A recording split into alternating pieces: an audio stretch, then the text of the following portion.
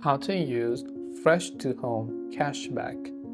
If you want to use Fresh to Home Cash App, you have to basically go ahead and then use it during the checkout process and select FreshCash as a payment method. So FreshCash will automatically be redeemed up to 20% of the final amount or a maximum of 100 rupees, whichever is less, on the orders of rupees 399 or more. It's valid only on the Fresh to Home app and website. So just add the products that first of all you'd like to order to your cart right there. And once you go ahead and then add these to your cart, tap on the View Cart option. Then proceed to checkout. Once you've entered your mobile number and then you tap on Continue, you have to select FreshCash as your default payment method.